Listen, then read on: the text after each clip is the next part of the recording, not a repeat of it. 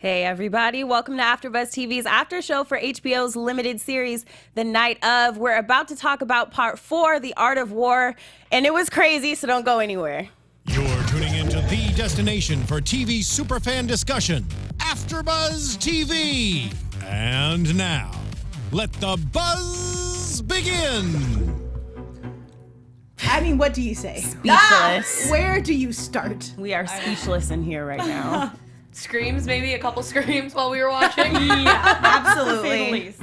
We were screaming while watching. It was crazy. I'm sure you guys were doing the same thing at home. We have so much to talk about as usual, probably a lot more than usual, actually, because this was an action-packed episode. But thank you guys again for tuning in to our AfterBuzz TV after show for HBO's The Night Of. Like I said, we're talking part 4, The Art of War. And we have so many topics to hit because this was definitely a heavy episode with a lot of action. So let's get started so we do not skip anything because I don't want to skip anything.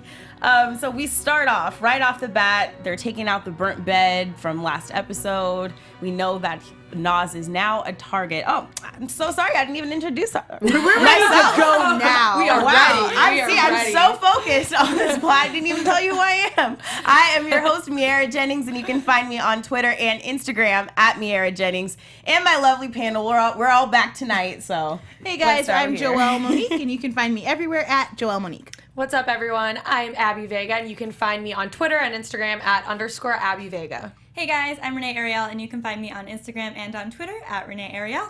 All right. Now let's dive Now we're in. getting into it. Now that you know who we are. Thank you guys again for tuning in. I'm sorry I jumped ship right there. I was like I'm with ready ya. to go. I'm right with you. Good Yes. job. I forgot too. Yeah, we're just, who cares who we are? Let's talk about the show. So the reporters are showing up to the home. We see that this whole case is affecting the family in so many ways. His brother's getting in trouble in school. What do you guys think about that and the effects that it's having on his loved ones? Because obviously that's another side of crime that we don't see a lot. Yeah, and we were talking about all of, like, the actors on the show and just how everyone is amazing. And I think the parents, I love seeing them because I feel like they give such honest reactions and like the way that they're portraying those parents I think is so, I feel like, relatable because I feel like any parents, you know, they're confused, they don't really know what's going on, they're overwhelmed, and I think that the actors who are playing them are doing an incredible job. You know, and I wonder if it's like, I know schools have some flexibility with who they allow in, especially if they are perceived as to be dangerous from other parents, but I call such bullshit on the fact that he's being antagonized, and the school understands that he's being antagonized, and they're like, but there's not, like, he has to go. Like, hire a tutor?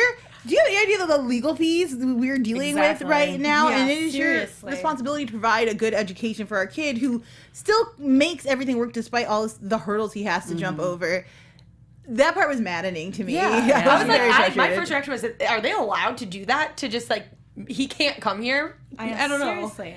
I love the way that in the first episode when we see the family eating dinner, it's kind of like a warm home. Family's just like a normal family gathering. But now in this episode, when they're in the house, it didn't even feel like a home. It just felt like a house, and then people were just kind of standing and sitting in it. And it felt so cold and exactly how I guess it should feel at this time, but I just feel so bad for his family. We don't really know his brother too well, but his parents I'm obsessed with, and like every episode just breaks my heart more.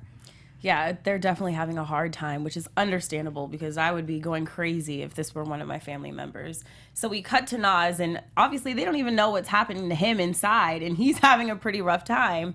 But he meets this new friend of his, which is very random, and we definitely find out much more about his motives later on. But just initially, what did you guys think of his new, I don't even know if we know his name. Yeah. What did you think of him? I honestly, you know, at first I was skeptical because you don't really know, you know, why, because you assume he has some sort of motive because why is he being nice and helping him out? But then as the episode went on, I kept thinking, okay, maybe this guy is helping him out. Yeah, I liked him this episode, but before things happened, I was like, okay, Nas made a friend. How great, you know, a prison friend. And then, this guy, clearly I don't know anything. Yeah, it did definitely seem strange up front, but the advice he was giving him, I was like, listen in. Yes. Take it in, absorb it, use it. This guy, whatever his motives are, is giving you good information. But now, are you questioning the information he was giving him? I watch a lot of prison movies / TV shows, and so everything except taking the plea was information he could use, which I think was his whole plan. Like, I'll rope this guy in, I'll make him believe he's my friend by giving him solid information, so that when I tell him not to take the plea deal, he'll do that, and then he'll wind up in here like 20 to life or whatever. Yeah, so that's what I think. I think that he was definitely using it to his advantage, but the information he was given, especially the, like, you can never look people in the eye, but definitely, like, but also appear tough so that you're not, a target. Like, definitely don't give in to demands so easily. All that stuff was really, I think, vital to him. And he started working out. He had to consider Freddie's offer a lot more thoroughly after that, which I think can only be for his benefit. You definitely want Freddie, if you're going to make a deal with the devil, you want him to know that, you're capable. You don't want to go in there and just be like, sure, please protect me. Now he knows a little bit more about why Freddie wanted him in the first place, which is as a teacher, which gives him some leverage. So, I definitely think that the information he got up front was good. Yeah, I agree. I think he definitely came off as reliable in the first place, and I thought that was great because a lot of people don't seem that great in prison. So at least he was giving reasonable advice, like you said, and we'll get back to his character later on because that was crazy at the end. But let's just skip to Stone. He had a pretty big part in this episode. His eczema, obviously, but even more so than I was like, how his eczema also had a big part in this episode. Big character in this series, if you haven't noticed. But we see that he's very much still involved in this case, which is kind of what we predicted. We obviously knew he wasn't going anywhere. He was a big character. Yeah. But what did you guys think of his decision to continue investigating on his own, and for what? He's not getting anything. It made me happy. I honestly think at this point, he just doesn't really know what to do. He wants to prove himself in some way. And I think he does honestly care about Naz and his family and believes in him. But, like, someone needs to do the investigating. Like, someone needs to figure out who killed this girl. Yeah. So I'm glad he did it. Do I think he's doing the best job? I mean, he did give a complete stranger his cell phone, but it worked out. So who knows? I'm happy someone's making an effort, though. Yeah, I think it's good that he's doing that because Alison, she didn't seem, I don't know, I think in this kind of case, and definitely with Naz, is they need someone low-key like John who's trying to prove himself, because he'll go that extra mile in doing things that we haven't seen anyone else doing. But it kind of threw me off how he was doing all this stuff, and he's very convinced that Naz didn't do this, or he seemed to be when he was at the client still. But then he comes in so quick saying, take the plea. And that kind of stressed me out. That threw me off. Because I'm why are you doing this? I'm like, why are you even there? Well, see, that's what I kind of like. Stone is the only person who believes him, like, beyond his parents. Yeah. His brother seems pretty tight in his corner, but we don't hear much from him. But Stone is the only one in his corner, and I really like that he's so passionate about it that he can't let it go. It seems like he was like not even sure why he's compelled to go to these places and go the distance, but he's doing it, which is great. To your point, I think that the reason he tells him is because that's probably his best chance. No one is going to believe him. Like, you have no evidence that you didn't do it. There's nothing in your story that anyone can say for sure means you didn't do it. You had the knife, you ran away, your skin color isn't helping you, your religious faith isn't helping you. This is a good, like, it's a miracle kind of deal. So I get why he rushes in to tell him not to do it. I, as a viewer, am glad that he didn't plead guilty. If I was his family member, though, I'd be slapping him upside his head. 35 years is still very young. Get out at 35, there's a lot of opportunities that you can make for yourself. That's true. I just feel like if I knew I didn't do something, I couldn't live with myself. I mean, I know it would be easier on my family, and it would be easier because I'd still have a chance and I'd get out young. But at the same time, knowing that people would perceive me as a killer when I didn't do it, it's just, that would be too much on me. That's what's interesting about the whole family thing, too, because we're saying, it'd be easier on his family. But would it? Because from what we've seen of his parents, I think they would be just as more hurt to hear him say he did it and not know that he really didn't, if that makes sense. Yeah, but you have to think now about the trial process. So the reporters outside the house, that's just the beginning. It's going to get a lot worse. You got to think about, they're going to dig up all of his dirty secrets, anything they found on his computer, anything any of his friends want to say. We've got to remember we had like stoner guy outside the house who, you know, said he felt like he knew he was a killer. That witness isn't going to do him wonders. Anybody at school who ever felt threatened or violated by him can now come forward and give that story and help sway a jury. And it's going to play out in the news. It's going to be a 24-hour media cycle kind of thing because it's a juicy news story. So, yeah, I mean, we all feel he's innocent. I definitely do. But a trial is rough on not just you, but everyone that surrounds you. So, but like, I think his best bet at this point for going to trial is finding another number one suspect for them to place the blame on. Yeah. Because if this is the thing about these kinds of cases. When there's only one suspect, what are you going to say? She was murdered by him or she was not murdered by anyone else? Like, there's no other story or any other story to sell the jury. So Absolutely. Until they come up with another suspect or another possible story, then he's going to be guilty. Yeah. So that's why it's good, I think, that Stone is still investigating, because that's what absolutely no one else was doing. Because like we said, this is their job still. They have all this evidence right here. They have a case against this guy. Yeah, so why would they spend their time doing other things? So that's why it's good that Stone is so invested and actually doing stuff. Because even Box, you know, we see Stone saying, I don't even think you think he did it. But it's his job. He has this. But here's the thing. It's not necessarily Box's job anymore. Like, you've handed it over to the DA. Correct me if I'm wrong. True. So what is the stick up Box's ass that is compelling him to be like, stick to his guns and be like, oh no, this is definitely the guy. Like, this is technically no longer your case. I just don't understand his motives. I'm sure we'll get there as we get to everybody's motives. But in the meantime, I'm just kind of looking at him sideways like, I don't understand why you're this committed. I just think he just feels like there's not enough evidence for anyone. Like you were kind of saying, Renee, there's really no other lead for him. So it's either he's going to look stupid trying to chase around nothing, or he's just going to pin it on the person that's there with all the evidence that's lined up so textbook perfectly. So I don't know. From what we've seen, at least, and maybe they just didn't show us, they have not talked to anyone in the show. Except the stepdad. Friends. Yeah, but just the stepdad. Like, she's a kid. Like, she has friends. I'm sure she had, like, romantic interests. Like, she hung out with other people. It wasn't just her and her cat that she didn't buy cat food for, but I'm not going to talk about that again. But, like, last episode, they give him milk. But anyways,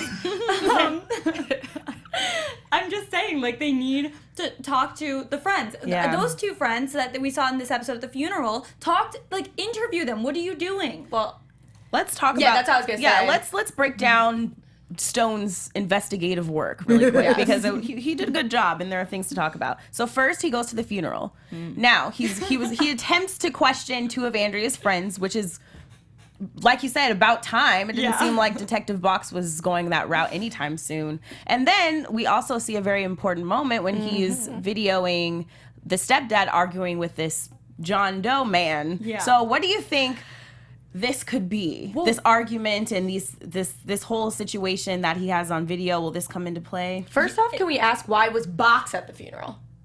What? Again, because he has a major stick up his ass. You know what I mean? About this case. Yeah, like go home. Yeah, like get a life. Yeah. Unless, to try to do things from Box's perspectives, it seems from the earlier episodes we know that he's very committed and one of the best. Everyone really reveres him. It could be that he does this for every case. Like when you're investigating someone that personally and all you know about them is that they're dead, maybe that's why. Yeah. But otherwise, I don't know, and I really hope we get an explanation soon because I have a lot of questions about Box's character. But to the point about these guys arguing at the funeral, pulling quotes that we heard, just write the checks, don't call me, you're not really a part of this family. And I also took the long stare that he looked at the coffin as though like there was a connection. Yeah. So I don't know what connection. I kind of think maybe was she dating someone? Was it a romantic thing or friend? I don't know. I'm so curious because I was actually going to mention that this episode was so action-packed and I almost forgot that the friend thing and then that guy even happened because they just briefly touched on it. So obviously they'll go back to that, I think, in the next episodes. But it really wasn't they kind of just introduced it here. So I think we're going to learn a lot more. Absolutely. I agree. I think I would have to sit down at home and like rewatch the episodes and think about it for a while to like come up with a theory. Yeah. But I do 100% think it's relevant to her murder. 100% is connected, because in these kinds of shows, when they show you little things, they're actually big things and they're connected to more things that we learn later on. I'm so glad he got it on video and that man from the rehab didn't steal his phone. But let's talk about that scene. So he goes to the rehab center. He does a great job looking at a photograph and then Yeah. finding the place. Go Very Stone. Criminal Minds type work. So great job. So what do you guys think about Andrea's history, and now that Stone has, the evidence of her files? Do you have any theories on how that will come into play, how the guy from the rehab will come into play and help out the situation? I think Anything the at all? mention of celebrities is going to come into play. They mention it, and it felt kind of heavy to me. Like, remember this point. Yeah. Because when celebrities get involved in cases, they go like kablooey. And I think that'd be really interesting if we had like a celebrity in this world who knew her and was involved. I think it's interesting that she had been seeking treatment. Right. Because it was clear when we met her that was not anywhere near her like forefront of being in recovery. I don't know if it'll come back into play. I think what will happen is that either in the next episode or the episode after, Stone will go back to being Naz's lawyer. And when that happens, if it comes out that he purchased these files illegally, that could really disrupt the case. Yeah, right when he did that, I was just like, he can't use this information. Right. But also, I just think this would be a good segue about how someone commented, Senior TV, about in regards to the drugs and rehab. Senior TV said, "I love the show, ladies, great job," but they brought up that since Andrea has been into drugs, that maybe those two men, what are they? Trevor and his friend, I don't think they have said his name yet, that maybe they're her drug dealer or were her drug dealer, and that's why he was kind of weird about who he was with and the whole night. She didn't really seem shaken by that interaction at all, Not too. at She all. was like, just forget it. Let's go inside. She doesn't really seem like she's the type of person to get shaken by many things. That's also very fair. But that could be a way to link things, They maybe start looking into other patients, or maybe one of them, or someone's just going to connect, and that's I kind of want to go back and watch that scene now, because I wonder. I actually did, and the interaction is very interesting. And even looking back at the first time that Detective Box questioned Trevor, the way, and we just had this like weird moment when we watched it, the way he asked him, do you know her? And he's like, well, not per se. Yeah, and I know her from around. There was more behind that. Yeah, so sure. I cannot wait. That has to come back. I love this theory. And we know Thank that you, Trevor's Senior coming TV. back. Shout out to J.D. Williams. He was on episode 2. And Senior TV for the great. Yes, and Senior TV. Thank you for watching and commenting. But definitely, I think that's a great theory. Yeah. Agreed. And then lastly, not lastly, but the third, definitely far from lastly. Lastly Stone. So we see that he meets up with Chandra. First of all, that was, I'm just guessing that was behind Alison's back. Yeah. Oh, totally. Okay. So I like Chandra so far. I do too. I think she is our saving grace. So much. But what do you think she's going to do with this new information? And now that we know that she takes over as his lawyer later on, we'll get into that. But what's going to be her role? Because obviously she's someone that's trusted by the family and kind of by Nas so far. So what do you think her role is going to be moving forward? I think that she is going to leave that firm, and her and John are going to take charge and doing it together, because I think that John really got to her when he confronted her about kind of being Alison's pawn, like you're just going to be used as a prop, because she did it again this episode, trying to get her in there to talk some sense into her.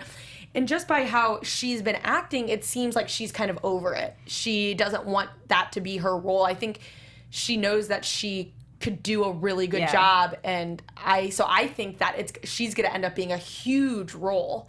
And I think her and John are going to team up and work together. I agree with that, but what I think is going to lead to that point is the fact that we learn that Alison's firm will no longer do this pro bono. So I think that Chandra's really going to want to help, especially now after her talk with Naz. I think now she fully believes that he's innocent, and she's going to want to still help, but she's going to need resources, and that's when her and John are going to team up, because he has the resources, and then they'll partner up and she'll leave the firm. I think that'll happen pretty soon. But I definitely think she is committed now at this point, and I hope she seems like a very smart woman. Yeah. And so I really want her to like kill this case and get him out. I think she will. I really like Chandra. I feel like this show does a really good job of complicating characters just when you least expect it. And I identified a lot with her being a person of color trying to work in a very demanding field where your personal life isn't allowed to come into the forefront, but you're dealing with all these very personal issues. And so I wonder how important her career is to her versus how much I don't want to say it that way. I wonder, like, if her career is more important to her than Nas's in the long run, when she's really put to the test, where it will fall along the lines. It's clear she's done a lot of work. She works at a really good firm. Yeah. I wonder if she'll put that in jeopardy to do what's best for him. Yeah, I think it will. We'll definitely see a struggle and a conflict between, her decision to stick with Alison or to go off and work with John, like you said, Abby. But I just think, I don't know, that moment when she's looking in on the meeting that Alison's having covering the case, and obviously she is not a part of that at all, and Alison has no intentions of involving her. And I definitely get that. I've been in situations where you just know that you are so capable, you're capable of so much more, and you have so much more potential, and it's just being wasted at a desk. And you have to wonder if Alison's setting her up for failure. Exactly. Is she mad that they chose her? Because she had that real long pause when she's like, "Where's your partner?" Oh, Yeah, she's no. in court. Why? Exactly. And it definitely feels like, because I am gonna quit. I'm done. Yeah. And you can just have this cast off, and you're also gonna pay me for the pleasure.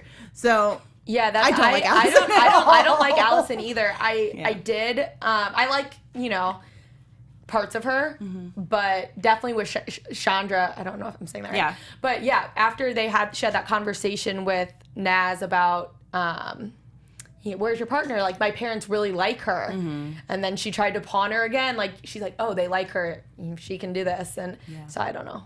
But I don't know. When she said that to his parents, I didn't take it as her being like, what, she's in court, why are you asking? I took it as her needing to be like, oh, she's not here because she's in court, rather than, oh, she's back at the office probably not doing anything because she's the pawn. Yeah. No, yeah. But I do think though that the reason why Alison left, aside from Nas being like, quit, I think that she's the type of lawyer that just wants to win, and she's not going to push herself in a situation that is most likely going to be a losing situation. She wants to be on the winning team, and that's why when we met her, it was in such a good. We were introduced to her in such a positive light because she was winning a case, she was doing her job, but we have not seen her struggle, and I can't imagine her struggling. And we've been wondering what her motive is this whole time, and it seems clear to me now, this is for the TV and for the press to boost my standing as a lawyer to doing these big criminal cases. And I guess what frustrated me as a viewer is just if you don't trust your client, that's fine, but then do what's in their best interest. This whole pushiness, you just need to do this and I don't really care about anything. It's just so disheartening to watch, especially when we have such a strong feeling. Please don't prove me wrong, show. That Nas is innocent. I'm rooting for this whole time. I really hate for him to turn out to be a horrible killer, but I just think she just really got under my skin. The whole time I'm watching her, I'm like, I just want her to leave. And I was so glad when he was like, just go, and I was like, yes, take power of your situation, Nas. I like some of her qualities. She is very strong, and the way she was talking to those people. Great lawyer, but just the way someone would talk to her while she was trying to talk to Naz, and she's like, I wasn't talking to you, and then just goes right back in the zone. She goes out of it for a second, but then she's back in. But then you got to think too, the guy in the cell was like, you got to look your judge in the eye. Now, bad information or good information? When does he start poking and prodding in the different directions? Because to me, my head was like, you don't know. You don't look the judge in the eye. You don't want to come off as cocky or condescending or as better than where you are. You want to seem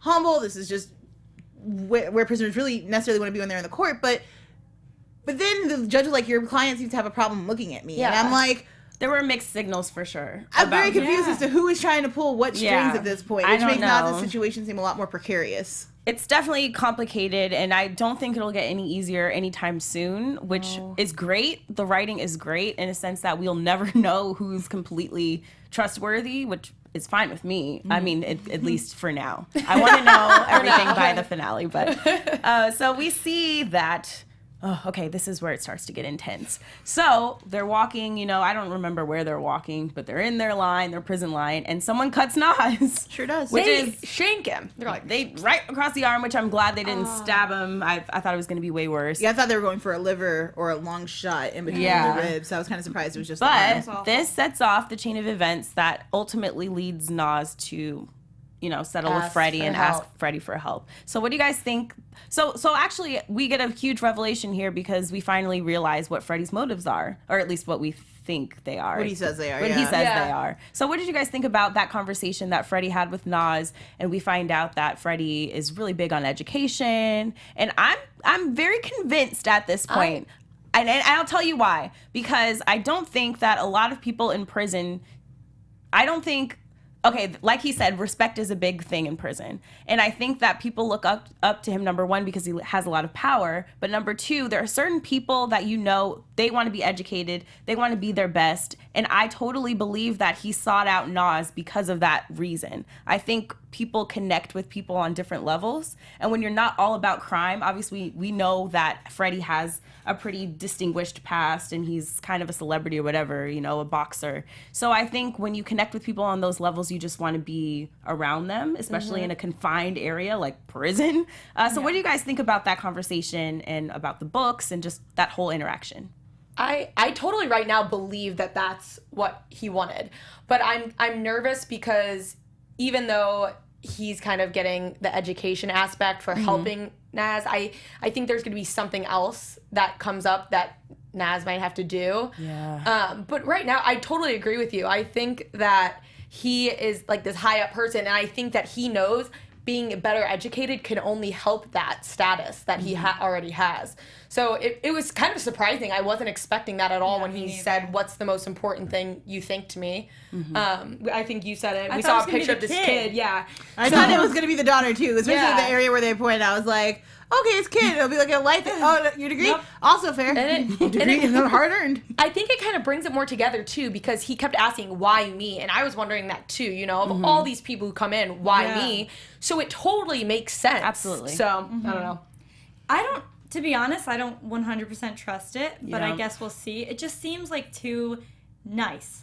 Because, honestly, like, what is the rest of his time in prison going to be? He's going to be, like, teaching him in his room, and everything's great. Like, I don't see it being a walk in the park, so even though maybe that is part of his motive, I don't know if that's the whole story. And see, here's my thing. I totally believe that he wants to, like, if you value education, you're starved for, like, someone intelligent to speak with in that kind of environment, because even intelligent people are brought down to their baser emotions in prison. So to have this young kid who, if everyone knows you're protecting him, nobody's going to mess with him, and now you've got somebody who not only can teach you, but you can converse with, which is really great.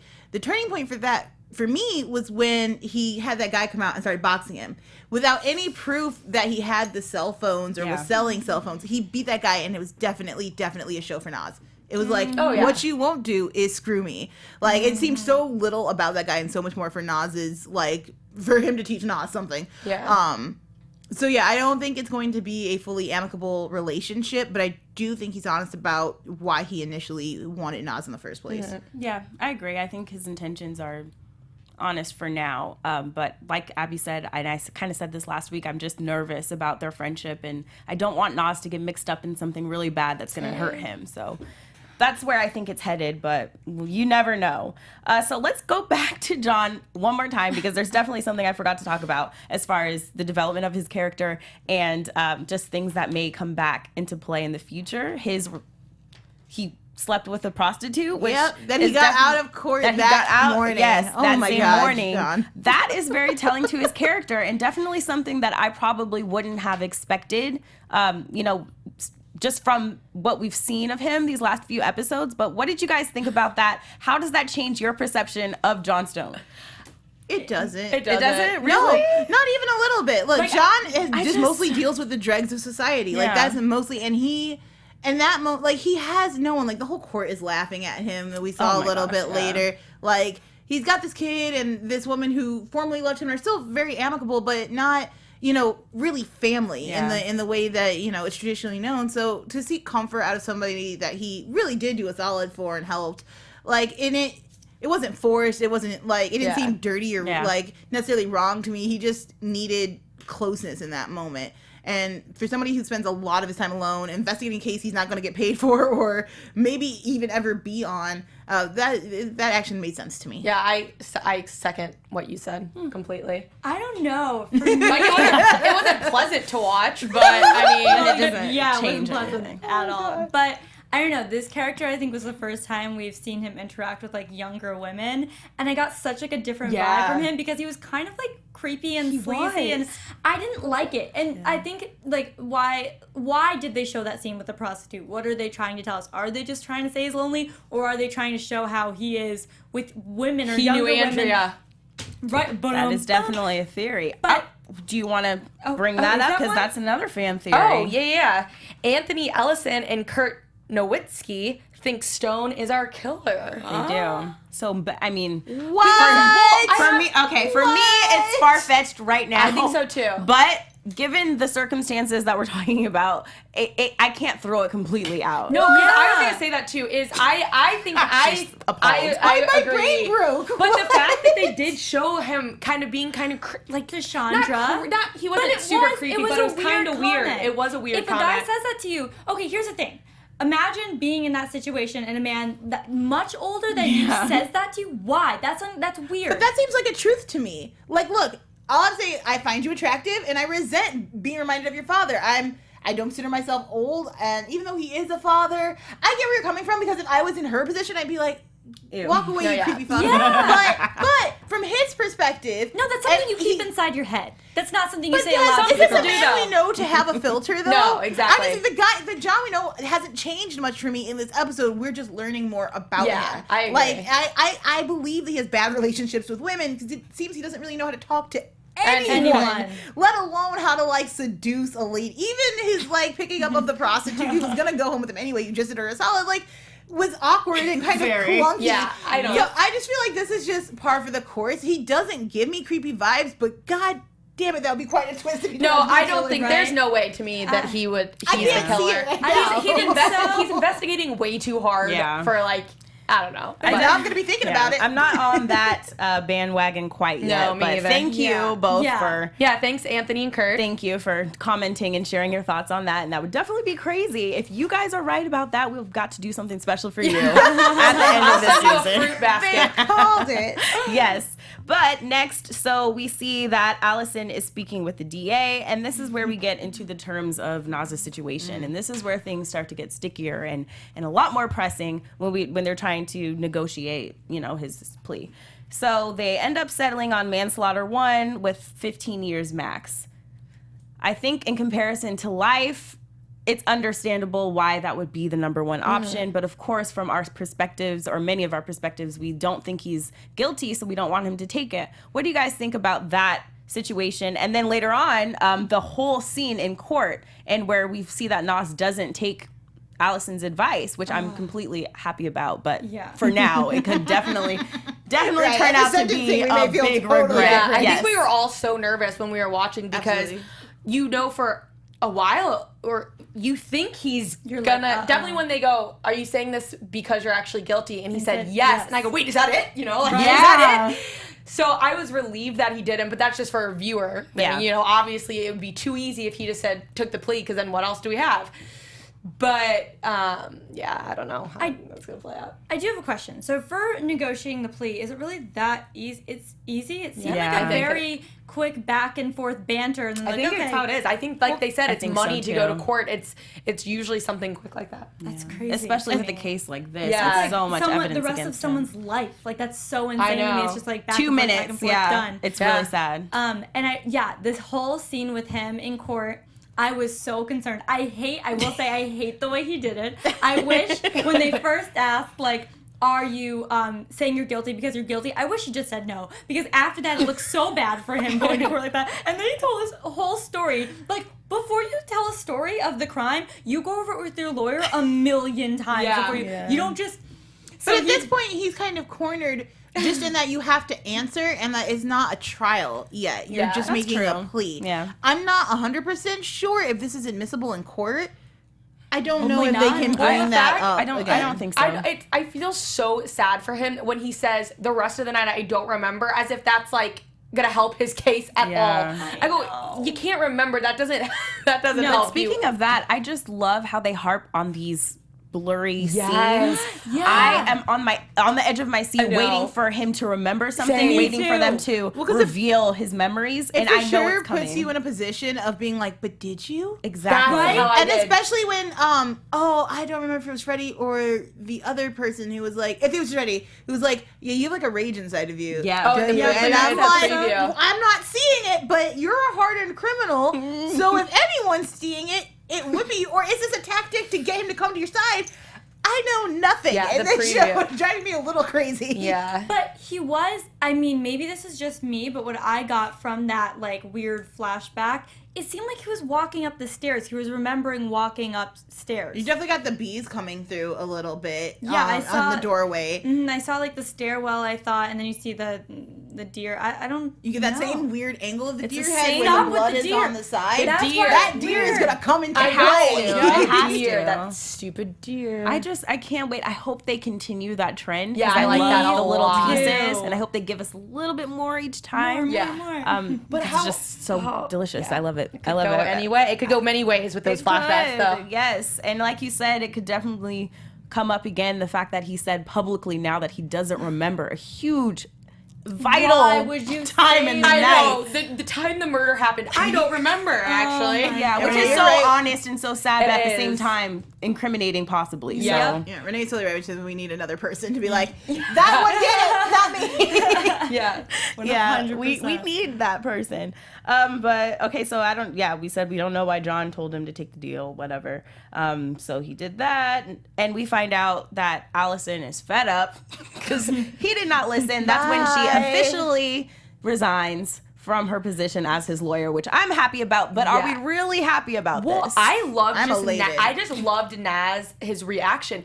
I thought this, of all episodes, was a huge transition for him. Yeah. If you look at him at the beginning of the episode to how he's walking and talking and standing, it kind of actually scares me a little bit, because I see him kind of starting to go down this path of, like she said, if you don't want to turn a person into a criminal by keeping them somewhere like that. Yep. And I started I know this sounds awful because he's so innocent, but I started getting vibes that could be the route that it's going. Yeah. You get that, he was instantaneously knew as soon as somebody walked into the gym area. Like, he kept those lessons, even though dude was kind of crazy. Like, he kept those lessons, and he's working out slowly, but he's keeping his eyes open.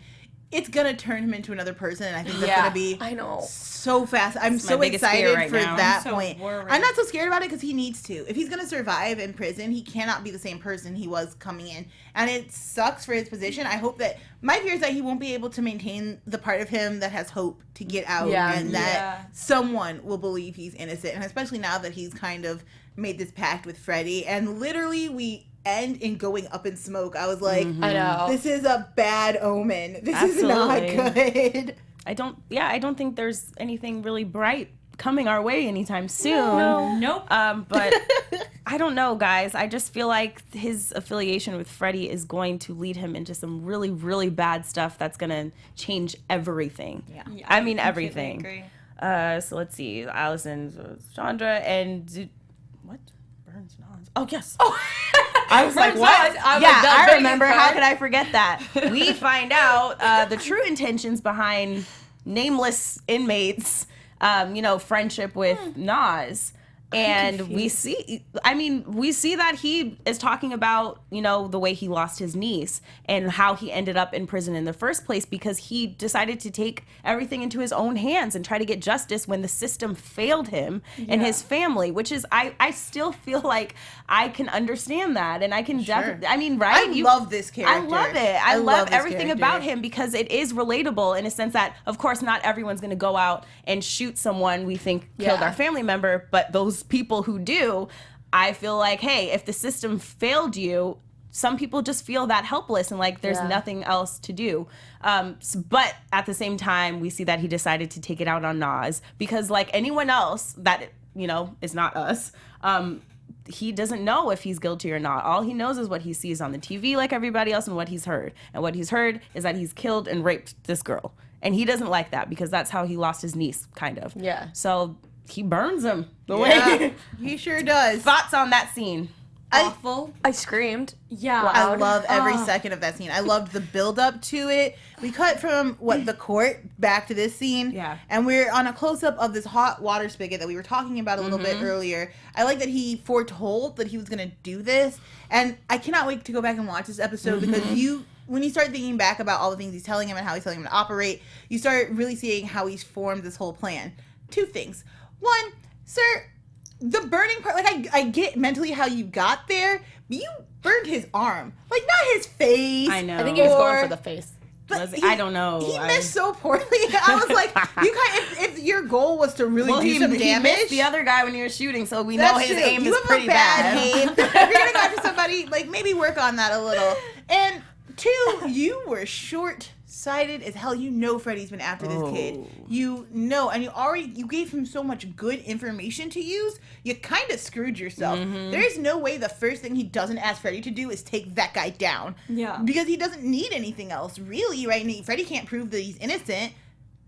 We'll get to that later. But I really feel strongly that this guy, like, your hot temper is clearly why you ended up here. You have no follow through or forethought, and that kind of made me upset because everywhere else he was really great. Part of me, though, for like a second kind of wondered if he and Freddie are on like good terms and he did this to get Naz in there. I had that thought as well. You know what I mean? Yeah. And you kind of wonder if there was this build up too, and then it was like all part Like of a the plan. last straw to get him to go. Because it seemed really. That's why I was saying it was so confusing to me why he did that, because he was helping him so much and all this. So to me, it kind of seemed like it was part of a plan, because that guy was way too just content seeing him go up to Freddie, and everyone knows what Freddie can do. So I think there's more to it. I don't think he was. I think he was kind of shocked. At least that's the way I read the scene. Like, I think he fully expected you to just turn him over to the guards. The guards wouldn't do much. They maybe put him in solitary for a couple of weeks, and then he'd go back to his life. And then Naz would be afraid of him. I don't think he suspected how fast Naz could adapt to his situation. Kid is crackerjack smart, and his, forcefulness with the guard and being like, I answered your question, you can go now. I was like, God damn, like, I never expected it to happen this quickly. And then to that just cold stare, the whole time in the beginning he's prepping him, like, don't look anyone in the eye, like, but walk around like you could. And he was like, I will just look you in the eye. As I walk up to this man who could destroy you, I'm just gonna look you in the eye. Yep. I was so proud of Naz in that moment. I know, that's why it was so weird seeing that, because like that was the, like I said, from start to finish of this episode, he's already such a different person. To be real, I don't even think that would be a change of character at that point. I think if someone, at least my experience, in prison. Renee, have you been burned in prison before? Please tell us.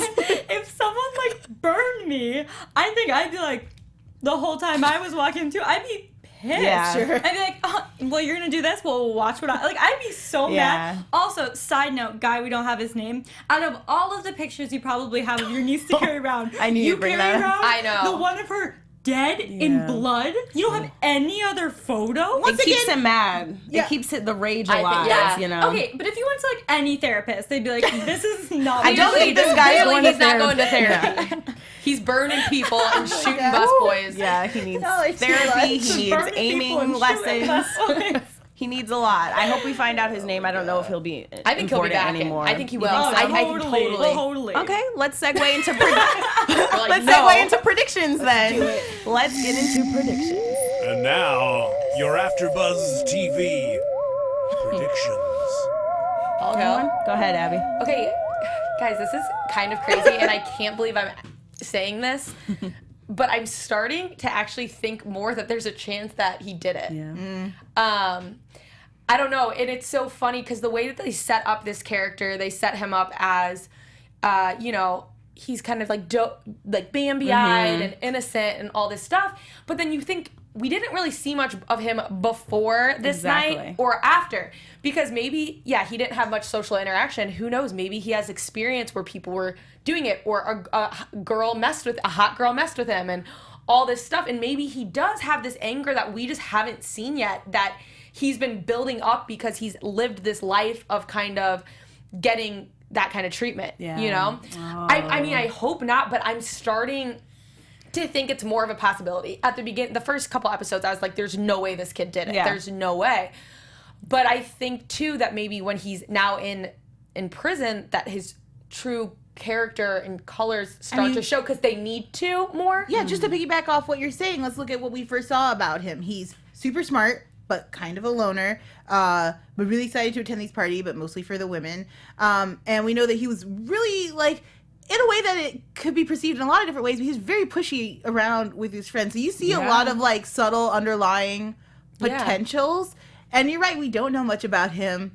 It's weird. I am no longer fully into innocence, but I maintain I want him to be innocent. I still definitely think that there's going to be way more into play of different suspects coming in. I don't know, and that, like you said, that flashback, that deer. I don't know exactly still what the deer has, but the deer is something. I don't know. I don't think he did it, but I do think with these flashbacks, we're going to learn more about what happened, and maybe it didn't go as nicely as you remember, like they had sex, whatever. Maybe something weird happened for him to go downstairs, but I think maybe we'll learn more about his character in that if he does have like a temper. I don't think he killed her.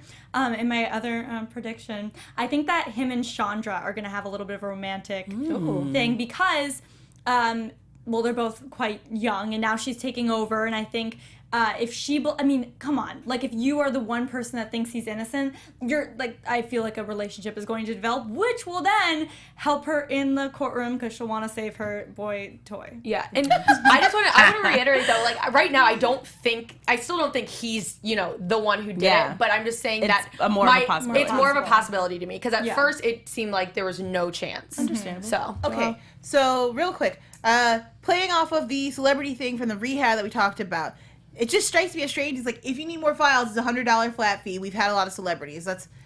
No writer puts that in unless we're going to go back to that. Yeah. And then to think of Freddie is a celebrity and is a boxer and overlaps in the world of models and stuff. I really have a feeling that we're going to get some kind of overlap in there. And I also strongly feel I'm still saying mob family.